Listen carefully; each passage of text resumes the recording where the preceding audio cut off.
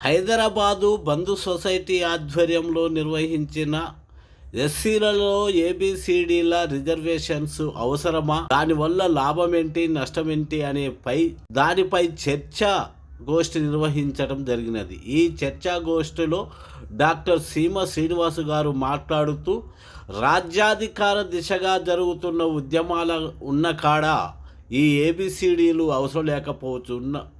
ఉదాహరణకు మాయావతి చెప్పినట్టుగా. కానీ ఈ తెలుగు రాష్ట్రాల్లో రాజ్యాధికార ఉద్యమాలు లేవు కాబట్టి ఇక్కడ ఏబిసిడీలు జరగవలసిందే అని మాట్లాడే వక్తలు కొన్ని విషయాలు గమనంలోకి తీసుకోవాలి. గతంలో జరుగుతున్నటువంటి ఘర్షణ వాతావరణం నుంచి మనము ఇప్పుడు సమైక్య దిశగా ప్రయాణం చేయడానికి అవసరమైనటువంటి సూచనలు సలహాలు చేస్తే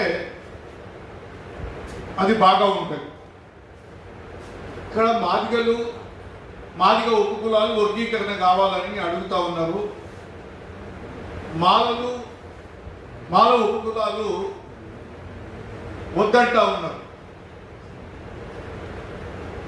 దీన్ని ఇక్కడ ఈ చర్చా వేదిక ఎందుకు పెట్టుకుని ఉంటే అందరం పిలిచాం. మాలమానాడు వాళ్ళని పిలిచాము, ఉపకులాల వాళ్ళని పిలిచాము, అందరం పిలిచాము.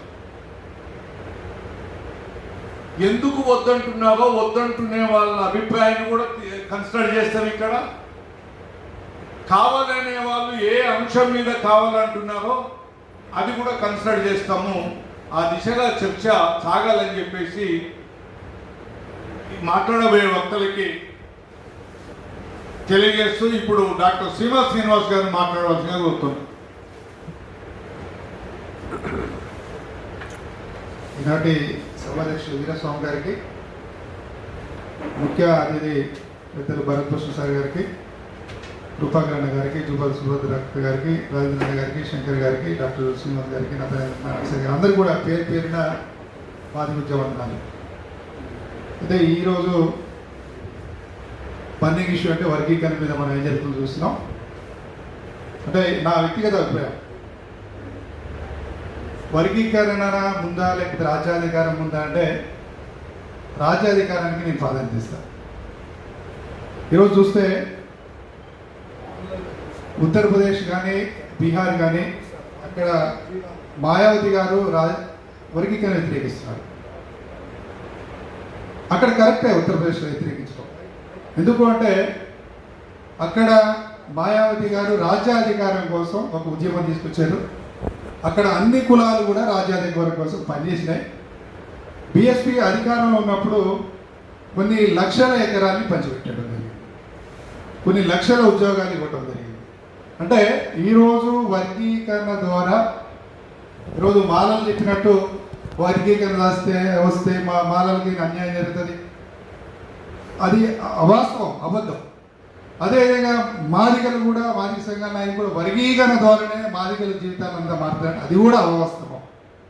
కేవలం 2 to 5% మాత్రమే లబ్ధి జరుగుతుంది.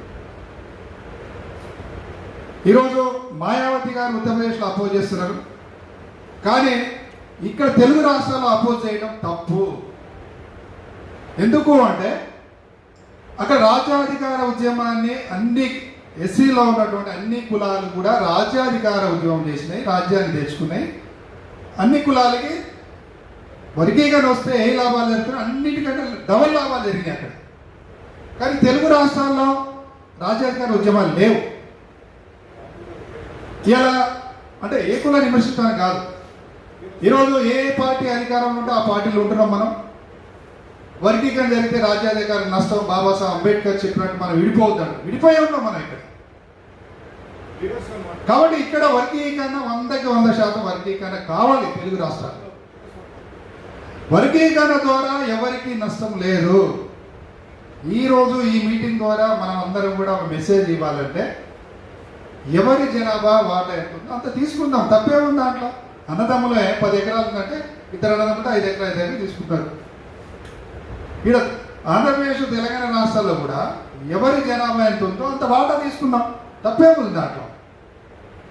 అది తీసుకున్నంత మాత్రమే మన జీవితాలన్నీ మారిపోతాయి, మాదిగలందరూ మాలలు నష్టపోతారు, లేదా మాదిగలు ఏదో అభివృద్ధి చెందుతారు, అది తప్పు, శుద్ధ అవాస్తవం. ఈరోజు మన వాళ్ళు అందరూ చెప్తారు 2000 నుంచి 2004లో వర్గీకరణ వస్తే 20,000 జాబులు వచ్చినాయి అన్నారు. ఓకే, 20,000 జాబులు వచ్చినాయి, 45 లక్షల మందిలో 20,000 మంది జాబులు వచ్చినాయి. మరి 20,000 మంది వాళ్ళ కుటుంబాల కోసమే పని చేసుకుంటున్నాం. మరి జాతి మొత్తానికి ఏం లాభం? ఏం లాభం మనం ఆలోచించాలి. ఇప్పుడు నేను ఒక డాక్టర్ని అయితే నేను నా కుటుంబాలను చూసుకుంటా, ఏం లాభం? జాతికి ఏం లాభం? రేపు కూడా ఇంకొక 20,000 మంది వస్తారు. ఎవరైతే పేబ్యాక్ సొసైటీ చేస్తారో, ఎవరైతే జాతి కోసం పని చేస్తారో అటువంటి వాళ్ళు వస్తే జాతికి లాభం. ఈరోజు మాలలు ఉద్యోగాలు పొందినా పదవులు పొందినా వివేక్ లాంటి వాళ్ళు, లేకపోతే ఇక మల్లు రవి లాంటి వాళ్ళు లబ్ధి పొందారు. ఈరోజు మాదిగల లబ్ధి పొందితే దామోదర రాజనరసింహ గారో లేకపోతే ఇంకొక మాదిగైనా వాళ్ళు లబ్ధి పొందుతారు. మరి జాతికి మాలలకి ఏం లాభం జరిగింది, మాదిగలకి ఏం లాభం జరిగింది? లాభం జరగాలంటే రాజ్యాధికారం రావాలి. ఈరోజు 30 సంవత్సరాలు మనం ఉద్యోగం చేసినాం, వర్గీకరణ ఉద్యోగం అంటే 30 సంవత్సరాల బడ్జెట్ అంటే 60 లక్షల కోట్ల బడ్జెట్ పోయింది. 60 లక్షల కోట్ల మన వాటా ఎంత వచ్చింది? ఈరోజు రాజ్యాధికారం చైతన్యం లేని జాతి మాత్రం నష్టమవుతుంది. ఈరోజు బీహార్లో అక్కడ పాస్వాన్లు ఎందుకే వ్యతిరేకిస్తున్నారంటే వాళ్ళు రాజ్యాధికార ఉద్యమం చేసిండ్రు. ఆడ అన్ని కులాలు కలిసి ఉన్నారు బీహార్లో. ఇలా రామ్విలాస్ పాస్వాన్ పార్టీ అనేది ఒక రాజ్యాంగంలో ఒక వాటా తీసుకుంటుంది. ఉత్తరప్రదేశ్లో బీఎస్పీ పార్టీ రాజ్యాధికారం కోసం ఉద్యమం చేస్తుంది.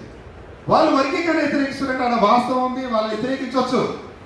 కానీ మరి తెలుగు రాష్ట్రాల్లో ఎవడు రాజ్యాధికార ఉద్యమం చేస్తున్నాడు? కాంగ్రెస్ పార్టీ ఉంటే కాంగ్రెస్ పార్టీ అధికారమే, టీడీపీ ఉంటే టీడీపీ, టీఆర్ఎస్ టీఆర్ఎస్ఏ. మళ్ళీ పైకి మా అంబేద్కర్ విడుదల దిగుతారు, మన అందరం కలిసి రాజ్యాధికార ఉద్యమం అంటారు. నేననేది ఏంటంటే మీరు ఇక్కడ కూడా రాజ్యాధికార ఉద్యమం చేయండి, మేము యాక్సెప్ట్ చేస్తాం, వర్గీకరణ వ్యతిరేకిస్తాం అంటే నా వ్యక్తిగత చెప్తున్నాను. రాజ్యాధికార ఉద్యమం చేయకుండా కేవలం దాంట్లో వాటా మొత్తం మేము తీసుకుంటాం, వేరే పార్టీలో పనిచేస్తాం, వేరే పార్టీ జెండాలో పనిచేస్తాం అంటే తప్పు. ఇవాళ మహారాష్ట్ర ఉంది, ఆయన ఏం చేస్తారండి? అదవాలే గారు ఆయన ఏం చేస్తున్నా, ఆయన రాజ్యాంగ ఉద్యమం చేస్తుంటే అక్కడ చేయట్లే. ఆయన బీజేపీతో పొత్తు పెట్టుకొని బీజేపీ గారు మంత్రి అయినాం, మరి అక్కడ వర్గీకరణ కావాలి అక్కడ. కాబట్టి మనం ఈ అంశాన్ని కొంత లోతుగా విశ్లేషించాల్సిన అవసరం ఉంది. రాజ్యాధికార ఉద్యమం చేయకుండా వర్గీకరణ వ్యతిరేకించడం శుద్ధ తప్పు. రాజ్యాధికారం కోసం పని చేయకుండా వర్గీకరణ చేయడం కూడా, వర్గీకరణ ఉద్యమం చేయడం కూడా తప్పే. మనం వర్గీకరణ ఉద్యమం ద్వారా రాజ్యాధికారం సాధిస్తాం. ఈరోజు ఇంటలెక్చువల్స్గా భరత్భూషణ్ సార్ లాంటి పెద్దలు కూడా అందరూ ఏం చేయాలంటే, శంకర్ గారు కూడా పెద్దలు ఉన్నారు, ఈరోజు కొంతమంది చేయబట్టి మాలలు మాదిగలు వ్యతిరేకిస్తున్నారు, మాదిగలు మాలను వ్యతిరేకిస్తున్నారు, తప్పుడు ప్రచారం జరుగుతుంది. మనం ఇంటలెక్చువల్స్గా అసలు ఏంటి మనకి ఈ వర్గీకరణ వల్ల ఎవరికి నష్టం ఉన్నది, ఎవరికి నష్టపోతున్నారు? మనం లోతుగా విశ్లేషించుకుంటూ 59 కులాలని మనం ఐక్యపరచడానికి ఒక ఉద్యమం తీసుకురావాల్సిన అవసరం ఉన్నది. ఈరోజు మాల మేధావుల్ని మాదిగ మేధావుల్ని దగ్గర కూర్చోబెట్టి ఈరోజు నీ వాటా ఏంటో నీవు తీసుకో, నా వాటా ఏంటో నీ తీసుకుందాం, మన వాటా అయిపోయిన తర్వాత మనం అందరం కలిసి రాజ్యం కోసం పోరాటం చేద్దామని, ఒక ఉద్యమం తీసుకొద్దామని మన వాళ్ళందరినీ కూడా ఐక్యపరచడానికి ఒక మూమెంట్ రావాల్సిన అవసరం ఉంది. ఈరోజు వేస్తే కొంతమంది మాల నాయకులేమో మాదిగలు అటువంటి వాళ్ళు ఇటువంటి వాళ్ళు విమర్శిస్తున్నారు, కొంతమంది మాదిగ నాయకులేమో మాలని వాళ్ళు అన్ని మనదే దోచుకు తింటారని వాళ్ళని విమర్శిస్తున్నారు. ఈరోజు చూస్తే 90% మాలనేమో అభివృద్ధి కాలే, కేవలం 10% మంది రిజర్వేషన్ల ద్వారా లబ్ధి పొందిరు వాళ్ళు. మరి 90% మాలలు మన గ్రామాలకు అట్లనే ఉన్నారు. ఇలా మాదిగలు కూడా 90% మంది మన అభివృద్ధి కాలే. అభివృద్ధి కావాలంటే రాజ్యం వస్తేనే అభివృద్ధి అవుతుంది. రేపు వర్గీకరణ ఉద్యమం వచ్చినా కానీ క్లాసిఫికేషన్ వచ్చిన తర్వాత ఫస్ట్ బెనిఫిషరీస్లో మాలాంటి వాళ్ళే ఉంటారు. ఎందుకంటే చదువుకుంది మేమే, మా పిల్లలు చదువుకుంటుంది మేము, కాబట్టి మళ్ళీ మొట్టమొదటి బంది వరుసలో ఉండేది కూడా చదువుకున్న వాళ్ళు వస్తారు. మళ్ళీ గ్రామాల్లో చెప్పులు కుట్టుకొని వ్యవసాయ పనులు చేసుకొని కష్టపడి మాదిగలకి లాభం లేదు. మరి వాళ్ళకి ఏం చేయాలమ్మా? వాటి మీద మనం ఉద్యమాలు చేయాల్సిన అవసరం ఉంది. ఈరోజు లెదర్ ఇండస్ట్రీ అంటున్నాం, దాని గురించి మాట్లాడడం, ఎస్సీ సప్లాన్ కొన్ని లక్షల కోట్లు పోతున్నాయి, దాని గురించి మాట్లాడడం, ఈరోజు రాజ్యంలో వాటా లేదు దాని గురించి మాట్లాడడం, మన 3 ఎంపీ సీట్లు 1 సీటు దాని గురించి మాట్లాడడం, కేవలం ఒకటే మాట్లాడతాం, వర్గీకరణ సాధిస్తాం, అన్ని సాధిస్తాం. ఎడ సాధిస్తాం చెప్పండి, ఎడ సాధిస్తారు చెప్పండి. కాబట్టి ఆ భ్రమల్లో ఉంచొద్దు. సామాజిక న్యాయపరంగా వర్గీకరణ రావాలి, ఎవరి వాటంతో కావాలి. కానీ అది ఒక్కటే పరిష్కార మార్గం కాదు. మనం ఈ డివైడ్ చేసే శక్తి నుంచి కూడా మనం జాతిని కాపాడుకోవాల్సిన అవసరం ఉంది. ఎందుకంటే పెద్ద అగాధం ఏర్పడుతుంది. ఈరోజు యూట్యూబ్ ఛానల్లో కొడితే అటు కొంతమంది మాల నాయకుల మాటలు, కొంతమంది మాది వాళ్ళ నాయకులు, మీరు ఎవరి ప్రయోజనాల కోసం మాట్లాడుతున్నారు? ఈరోజు మన అందరము ఒకటే అని మన మహనీయుల గురించి మనం మాట్లాడుతున్నాం. మన శత్రువు ఎవరు? మన ప్రథమ శత్రువు. మన ప్రథమ శత్రువుని వదిలిపెట్టేసి మనం శత్రువులుగా మారుతున్నాం. దీనివల్ల అల్టిమేట్గా నష్టపోయేది మనమే. ఈరోజు తెలంగాణలో 20% మంది ఉన్నాం మనం ఎస్సీలో. 20%లో ఒక 15% మంది మన యూనిటీ అయితే, వాడు కాంగ్రెస్ వాడైనా, టీఆర్ఎస్ వాడైనా, బీజేపీ వాడైనా, టీడీపీ వాడైనా, ఎవడైనా కానీ మన దగ్గరికి రావాలి. కానీ ఇవాళ మనం 59 కులాలుగా ఏ కులానికి ఆ కులానికి విడిపోతే మాత్రం ఎవరు కూడా మనల్ని దిగేటట్టు లేరు. ఎవరు కూడా మనం చూసాం, మా దగ్గరికి సీట్ అయిపోతే ఏం చేస్తారు చూద్దాం. ఏం చేస్తాం మనం? ఏం చేయాలి? మనం 3 ఎంపీ సీట్లలో మా దగ్గరికి సీట్ ఇవ్వలే. ఏం చేసినావు? ఎవరు చేసినాం? మనం అభ్యర్థులు పెట్టి ఏదైనా పార్టీని ఓడించినామా? ఓడించలే. మరి అన్ని పెద్ద మాటలు మాట్లాడుతారు మన నాయకులందరూ. ఏం చేయించినాం? అదే ఉత్తరప్రదేశ్లో అక్కడ రాజపుత్రులని, అక్కడ వాళ్ళని ఒక మాట అన్నందుకు బీజేపీ వాళ్ళు, ఒక నాయకుడు రాజపుత్రులను విమర్శించినట్ట, అవమానపరిచి మాట్లాడితే బీజేపీ మొన్న నార్త్ ఇండియాలో సీట్లు కోల్పోవడానికి కారణమైంది. అక్కడ అంటే వాళ్ళలో ఉన్న యూనిటీ మనకి ఎందుకు రావట్లేదు? అది రావాల్సిన అవసరం ఉంది. ఐక్య ఉద్యమాలు చేయాల్సిన అవసరం ఉంది. ముఖ్యంగా ఈరోజు మార్నింగ్ ఒక అమెరికా నుంచి మా ఫ్రెండ్ పీడియాట్రిషియన్ ఉంటాడు, అతను మానతను అన్న, మరి ఏంది పరిస్థితి అన్నారు. తప్పకుండా మనం పనిచేయాలన్నా ఏ రోజు యూనిటీ కోసం పోవాలి. సుప్రీంకోర్టు న్యాయ వ్యవస్థ ద్వారా పరిష్కారం వచ్చేది. దాని ద్వారా మనం అందరం కూడా చైతన్యం చేయాల్సిన అవసరం ఉంది. ఇది ఎవరికి నష్టం కాదు. క్లాసిఫికేషన్ అనేది ఎవరికి నష్టం కాదు. ఎట్లా నష్టం అయింది? మన సోదరులు అంటారు వర్గీకరణ అయితే మానవులందరికీ నష్టం అంటారు. ఎట్లా నష్టం అయింది చెప్పండి? తెలంగాణలో మీరు ఎంత శాతం ఉంటే అంత వాటా వస్తుంది, మా దగ్గరికి ఎంత వాటా ఉంటే అంత వస్తుంది. మరి నష్టం ఎక్కడ? ఇంకా అందులో రిజర్వేషన్లో ఈరోజు ప్రతి రంగం ప్రైవేటీకరణ అయిపోయింది. మరి నీకు ఉద్యోగాలు ఎక్కడే? ప్రతి రంగం ప్రైవేటీకరణ అయిపోయింది. ప్రైవేట్ రంగంలో ఉద్యోగాలు లేవు.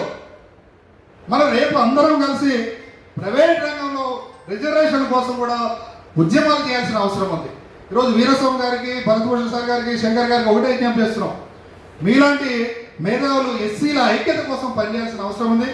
ఇంకా రెచ్చగొట్టి విడిపోయేటట్టు కాకుండా లైక్ మైండెడ్ వాళ్ళకు, మాల మేధావులు కానీ, మాదిగ మేధావులు కానీ, ఉప్పు కులాల మేధావులు కానీ అందరితో కలిసి ఒక వేదికని ఏర్పాటు చేసి మన ఐక్యత కోసం, రాబోయే రోజుల్లో రాజ్యాధికారం కోసం, అదేవిధంగా ఒకరిని విమర్శించకుండా బాబాసాహెబ్ అంబేద్కర్ గారు కాన్స్టిట్యూషన్ గారు చెప్పినట్టు ఈ ఐక్య ఉద్యమాలు కూడా మన అందరం ముందుకు పోవాల్సిందిగా కోరుకుంటూ ఈ అవకాశం ఇచ్చినందుకు వీరస్వామి గారికి ధన్యవాదాలు.